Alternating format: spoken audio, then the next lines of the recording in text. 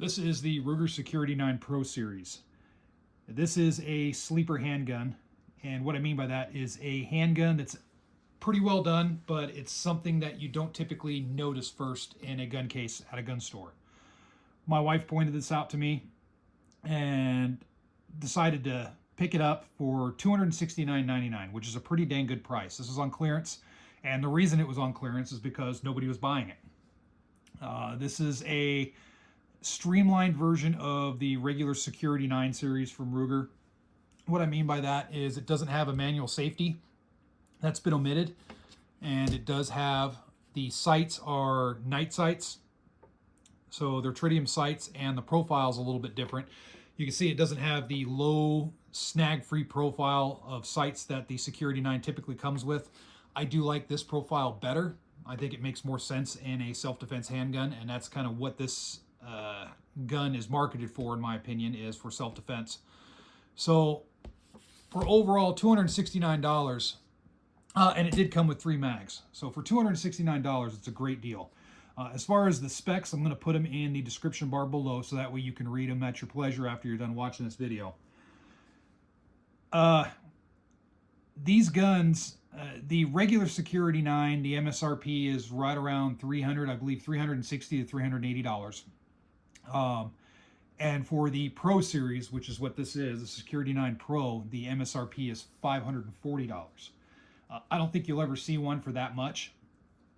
This one just, it wasn't moving. It's been sitting forever, so I think the regular price on it was $299, and they threw a little bit of a clearance on it, and I got it for $269.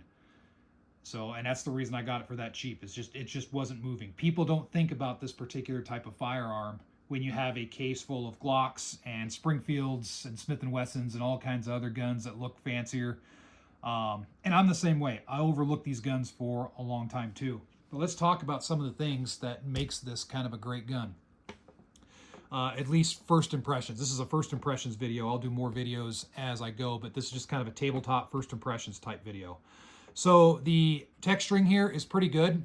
It's not overly dramatic or overly aggressive, so I do like that. 15 round magazine capacity. It does come with 3 of the magazines, so the magazine capacity is decent. This is a compact size firearm, so 15 rounds isn't bad at all. And there is a small aftermarket. If I'm not mistaken, you can get higher capacity magazines if that's your jam. The overall feel of the grip is pretty good. Nothing really crazy about the grip. It doesn't have a beaver tail, so to speak, but there's enough space, and I'll see if I can get the camera to focus in here. There's enough space on the back. I don't think I'm going to have any issue with slide bite. The overall slide serrations, they look to be pretty well done. They're not too dramatic, but they look to be good enough. It does have a chamber loaded indicator, a very small one at the top.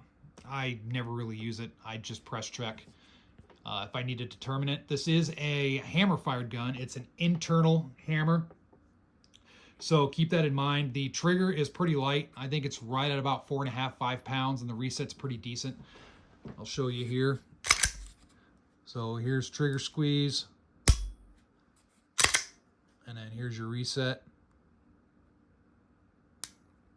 So not bad. It's slightly mushy, but on the reset, but the actual trigger press is pretty crisp. So, and that's just something with these internal hammer-fired guns that Ruger made a lot of. It just seems to work. The gun itself, it's a little bit bulky in comparison to a lot of the 9mm on the market, so it doesn't have an advantage over anything like a Hellcat or a P365 or anything like that. But I think the biggest thing is just the value. You buy a gun like this because it's a good value, and it is built well. In fact, I would venture to say it's a little overbuilt. This gun, taking it apart, looking at the internals, looking at the slide, I'm thinking, man, there is a lot of metal on this gun. And I think they just designed it that way. I think it's just going to have good longevity, which I think is really good for a gun that costs about the same as a Taurus G3. In fact, out of the two, after handling this, between this and a Taurus G3 series, I'll go with this. One little quirk though, this rail.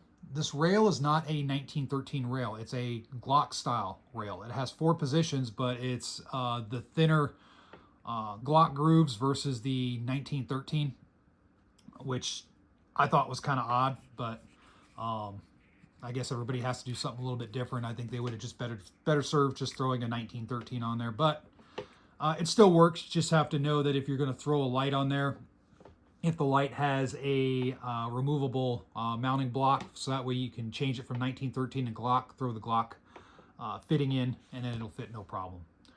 But overall, everything seems to be pretty well balanced on this. I do like the sights. I know I mentioned the sights. I do like these sights. They're very, very robust looking. I don't think they're going to come loose, which I really, really like.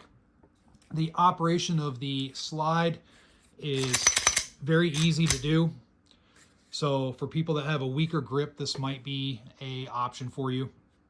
But for 269 bucks, I mean, this is a pretty darn good deal.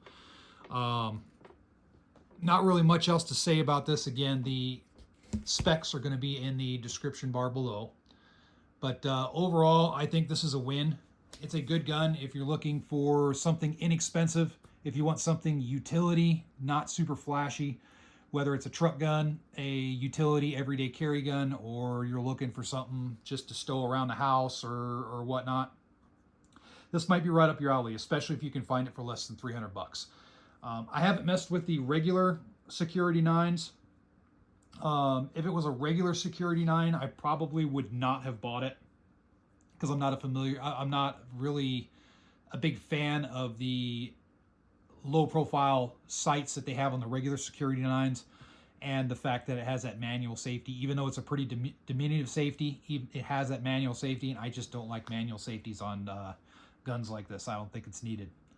So check it out if you find a Pro Series. They do make them in the more compact. This is a compact size gun, so I should say the more the subcompact. And the reason I call this a compact is because it's Glock 19 sized. I think they refer to this as the full size model, but this is more of a Glock 19 size. If you hold it up next to a Glock 19, it's about the same size. And they have a smaller version that they call the compact. I would call it a subcompact, and the same thing in the Pro Series as well. So if you want something with a little bit more concealability, that might be a great option for you. But in any case, just a cool find. More to follow on this as I get out and get to the range, get some more shooting time in, which I think is definitely a goal this year, so we'll see how it goes. So I look forward to doing more videos on this, and feel free to put your experience on the Security 9 in the comment section below.